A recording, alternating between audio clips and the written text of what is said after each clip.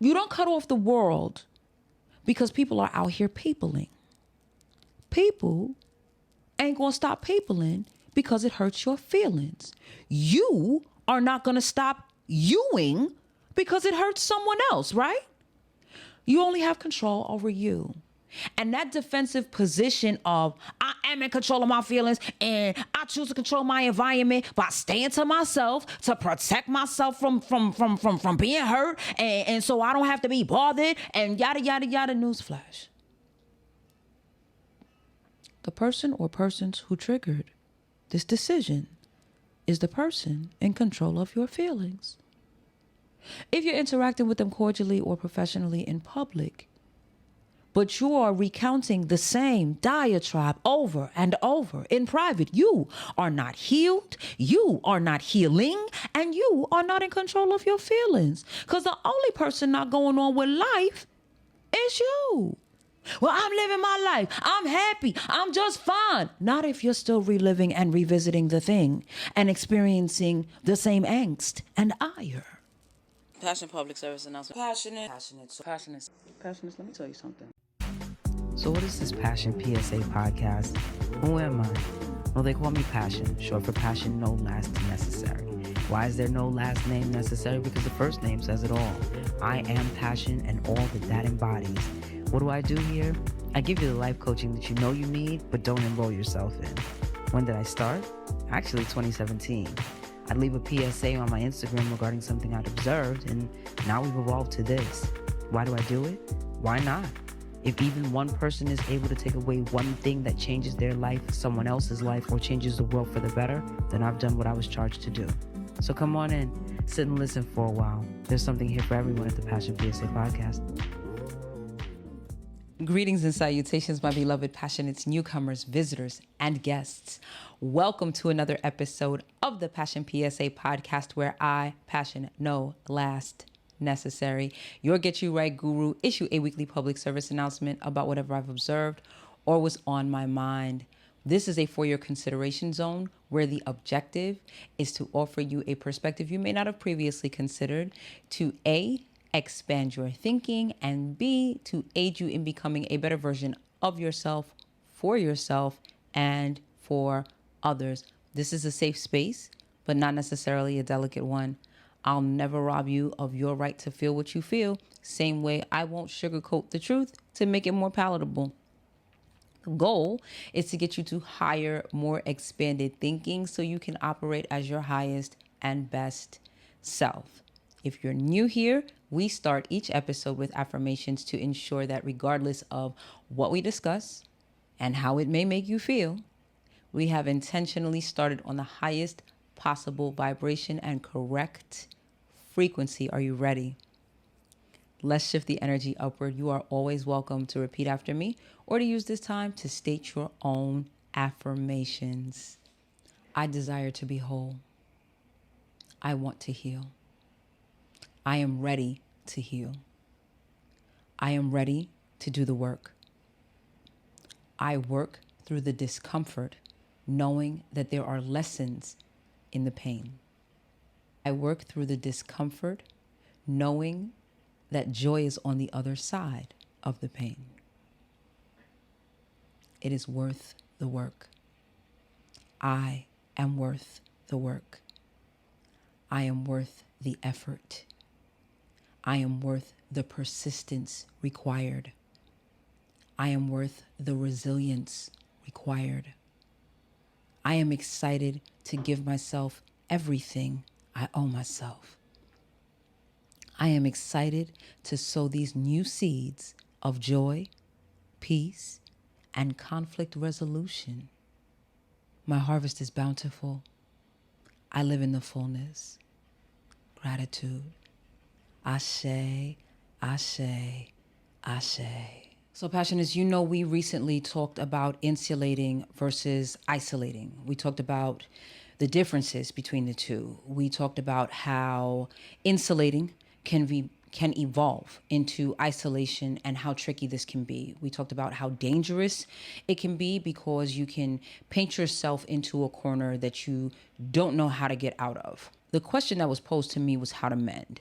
Now, we know that I am not licensed for counseling or therapy, and I'm not yet certified for life coaching. Not yet. We're working on that. But that said, I think before we can even get into the how, we have to first ask the bigger, more important questions.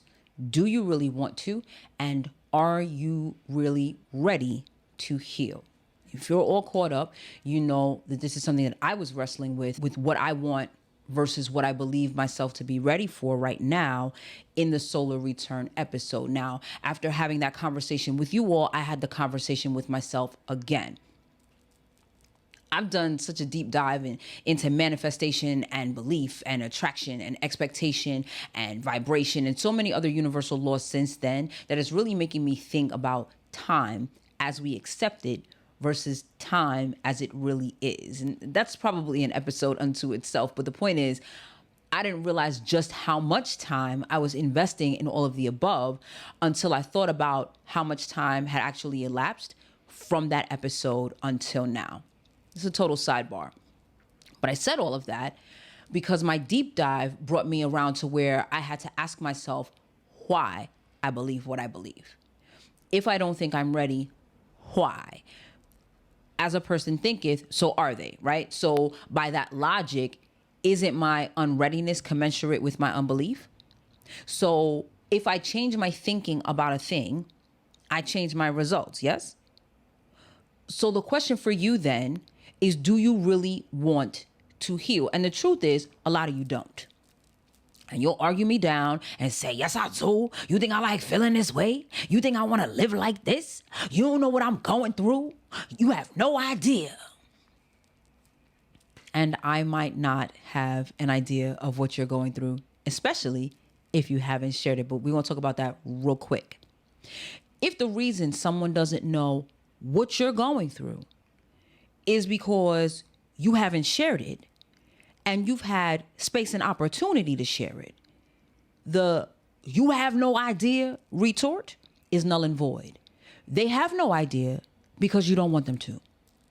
The question then is why? And if it's because it's private, why bring up a secret as a point of defense? If you're not going to unpack it, it has no real place in the conversation. And the why for that is because you don't appeal to your listener's sense of empathy by alluding to hidden information. You really just make yourself look like you're hiding something. But again, if there are parts that you are refusing to discuss or unpack, then it serves to reason that you don't want to heal because you aren't willing to sort through the things that are hurting you. And it's too painful. That ain't it either, folks, okay? Have you ever known someone, or have you yourself ever had an injury that required you to go to physical therapy? Because I know a few people who have, right? What they told me was that they cussed and they screamed and they cried because it was painful. They didn't enjoy going to appointments and they didn't look forward to appointments, but they went. And they didn't do the repair work because it was fun. They did the repair work because it was necessary. It was fix it or be plagued by it for the rest of your life. And a lot of people would much rather say they want to fix it because it sounds good, but they have no actual desire to do the work because it doesn't feel good. But the repair does. The repair feels great, but you have to want that. You have to be focused on what comes of the healing instead of the process. I want this pod to be successful more than I don't want to struggle. So for every hiccup, for every I don't know how to do this, for every I need help where the kind of help I need isn't offered or available, I want to be successful more than I want to quit in the face of adversity. I want to win more than I want to not do it. And that's when that includes even when I absolutely don't want to do it. Do you really want it? Do you want it enough to come to terms with you being the problem? Do you want it enough to accept that you have to make changes? Do you want it enough to no longer be the victim? Because all of that is part of mending. All of that is part of healing. I don't know your story, but I do know mine. When I needed to mend, I was torn between wanting to feel better and wanting justice. I wanted the responsible parties to be held accountable and to feel as guilty as they were. That's another episode. I wanted to be vindicated. I wanted answers. And I didn't just want answers. I wanted answers that were going to make me feel better. But I also wanted peace. I wanted my sleep back. I wanted my mind back. I wanted my body back, okay? I was a Forever 21 size 0. My head was starting to look too big for my body. I was out here looking like a bobblehead, okay?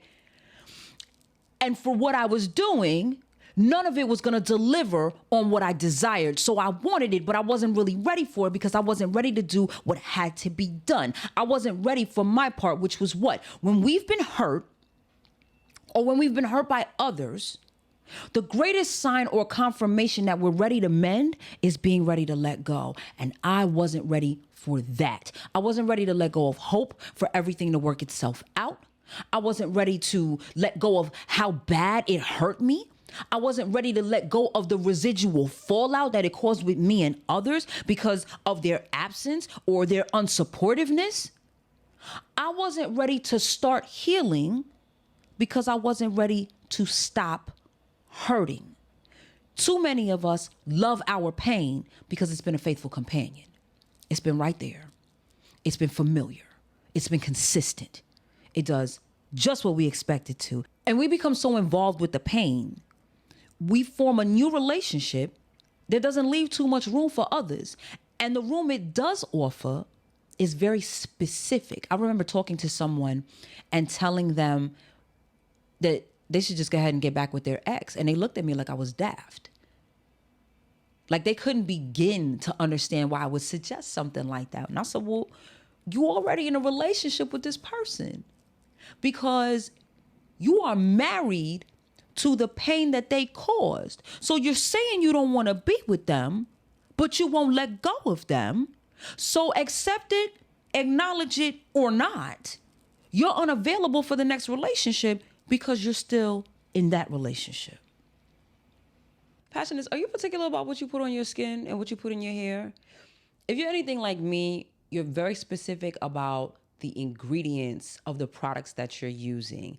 And my good sis, LaShondra, has a product that's probably perfect for you. She calls it LaShondra's Essentials Strengthening and Nourishing Hair and Body Oil. And she infuses actual herbs into the oil. Let me give you, I have my phone in my hand because the list of benefits of this product is so long. So I need to make sure that I tell you all of the things that it's good for. So if you have issues with eczema, psoriasis, alopecia, dermatitis, dry hair or scalp, dry skin, excess shedding in hair, breakage, dark spots, brightening under eye circles, fading stretch marks, if you have burns or you have scars, this is the product for you, and it can be used as a massage oil or a beard oil. Now, I don't know how many products you have available to you that you can do all of that with, but I know for a fact that this product does that and more.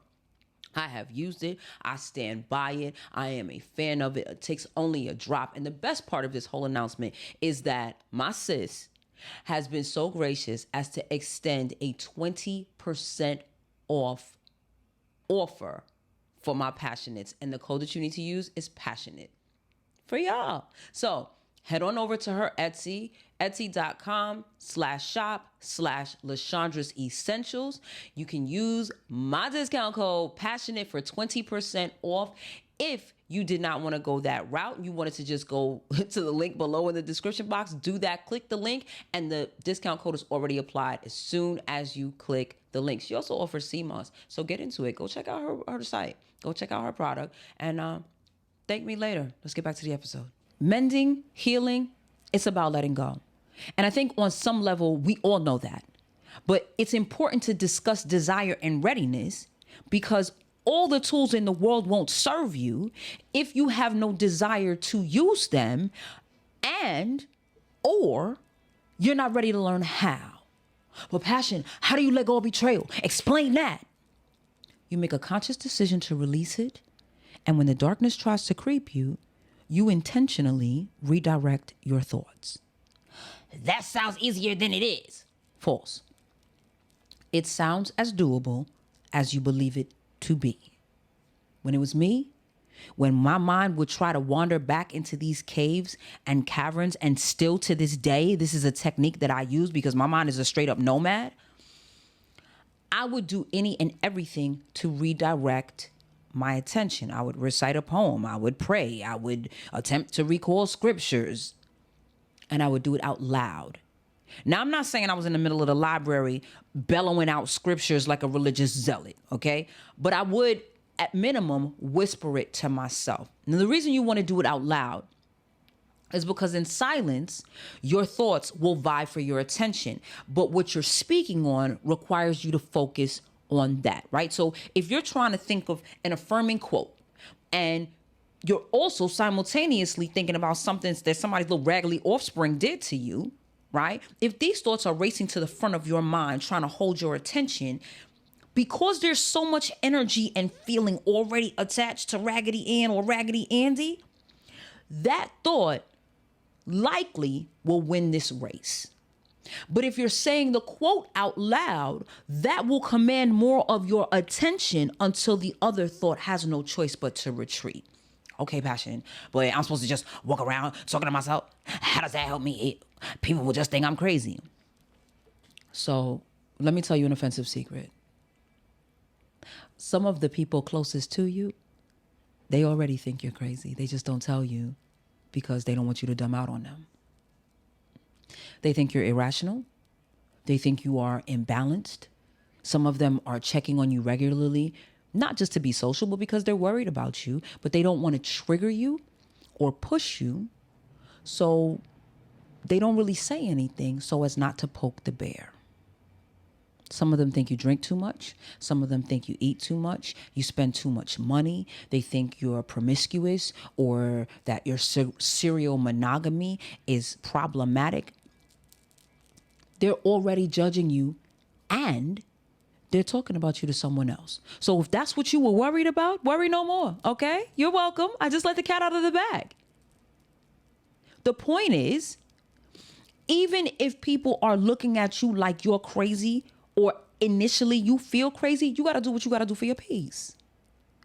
I remember walking home and I was feeling real bad, okay? I felt like I was going to be different kinds of unwell simultaneously. So I felt the panic rising rapidly, and I knew that the panic would only exacerbate the situation. So I started repeating out loud, I'm okay, I'm okay, I'm okay. Did I get weird looks? I sure did.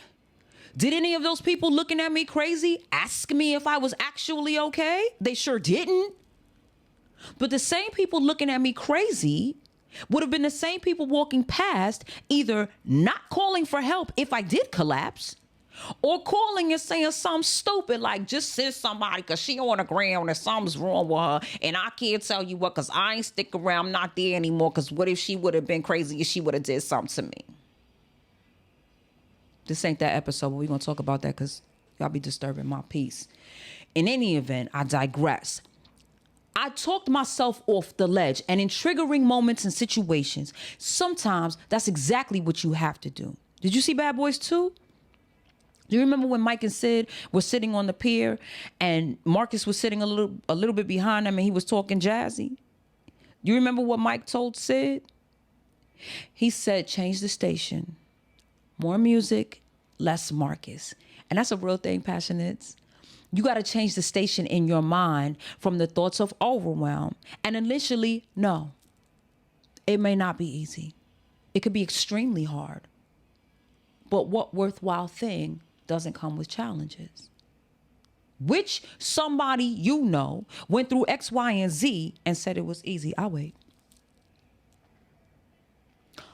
Okay, Passion, while your point may hold some validity, like, I'm not sick on a sidewalk, and you're asking me to trust someone that has betrayed me. Like, how do you expect me to do that?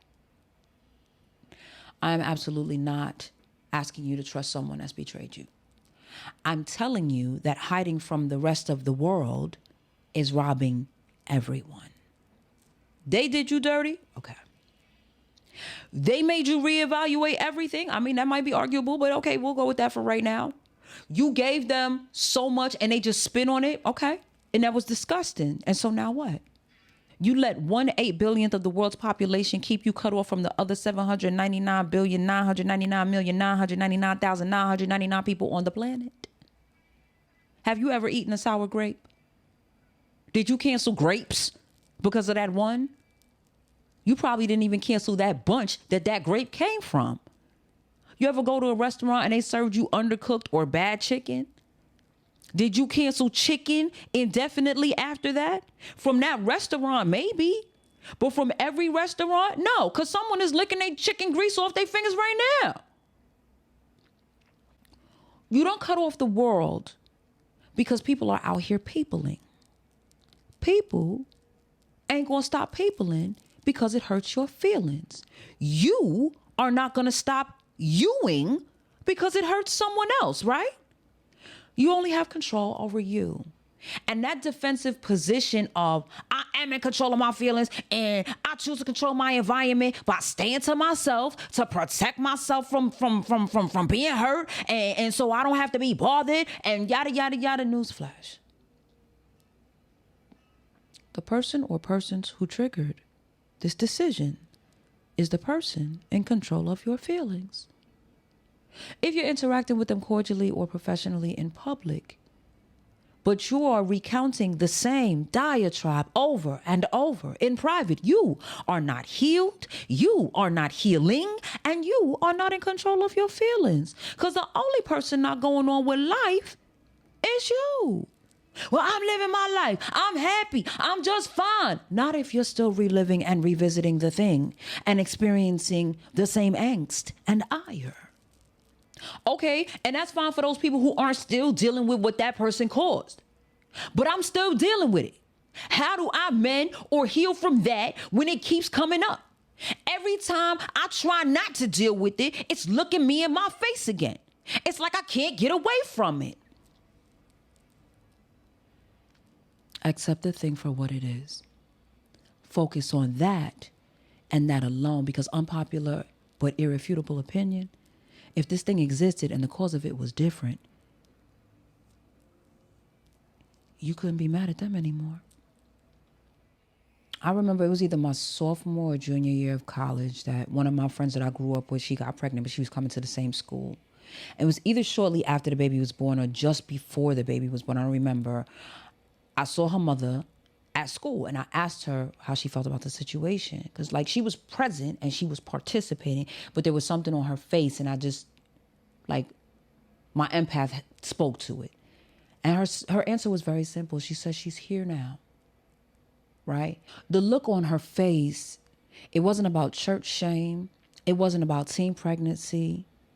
It was about the work of a newborn. And she was able to do that work because she released the condemnation of how this baby got here to focus on continuing to parent her own daughter and help her parent her child. She had accepted the thing for what it was. We got a new family member to take care of. If a contractor did work on your house and they did faulty work that caused a life-altering injury to you, you'd blame them and the work they did, right? But who's still in the equation if you built your house, the same work was done, the same occurrence took place, and you were injured the same way? At the point where you stop looking for someone else to take responsibility and trying to supervise their remorse, you can heal. Because your issue isn't even what they did as much as your inability or refusal to navigate or circumvent your own feelings about the situation. That's the how. Stop being roommates with your misery. Acknowledge it. This really hurts my feelings. Or this really hurt my feelings. This really threw an unexpected monkey wrench into my life, and it irritates me that I have to deal with this. But that's all you can give it. Change the station the same way you would if a song came on that you didn't like. Change the channel just like you would, like you do or we would when the commercial comes on that you don't want to watch. Redirect your thoughts. It's not easier said than done. It's easier done with consistent effort. Period. And if you're not willing to make the effort, you're probably not ready to heal. And that's very probably because you don't want to heal, because you are still comfortable in your hurting. You don't believe me? You could debate me in the comments, but send this episode to your therapist and see what they say. You don't have a therapist? Well, send it to your counselor. You don't have one of those either? Okay. Send it to your spiritual leader? No? Okay. So if you are trying to navigate this alone, it makes perfect sense that you think I'm wrong because your ego is loving all the attention that it's getting. But send it to someone who has moved past their hurt and ask them what they think. One of three things will happen. They'll agree with me and you'll be mad at them too. They'll disagree with me and you'll feel validated. Or they'll start the conversation that you've been avoiding all this time. Either way, my job is done. You know what to do, but it's not easy and you don't want to. It takes work and you have other things you'd rather work on. It takes time and you have a full schedule. But your self-healing is always worth the work. Always. And that's it, beloveds. Comments, questions, concerns, commendations, and criticism, they're all welcome. Listener letters can be sent to mybrilliantfriendpassion@gmail.com. Whether you are viewing or listening on your preferred podcast platform, like, subscribe, turn on your notifications, share. Share. Help me help others help themselves. If you would like to be a financial contributor, donations can be made via Podbean, PayPal, Cash App, Linktree, or Zelle. All the links are in the description box. Every little bit helps. It all goes back into the pod. This is your Get You Right Guru. I'm signing off. Y'all go forth. Be great. Be filled with bliss. Be armed and empowered with knowledge. Remember that how to heal starts with wanting to heal and being ready to do the work. The healing is in letting go of all the negative emotions. And if there's something else that's left, specifically dealing with that, not tying it back to how the thing came to be. It's not necessarily quick. It's not necessarily easy, but it is 100% possible if you're willing to put in the work. Remember that a work is not the work. The work is daily. The work is continuous. And the work is for your peace. And your peace is your responsibility. In all things, be passionate. See you later.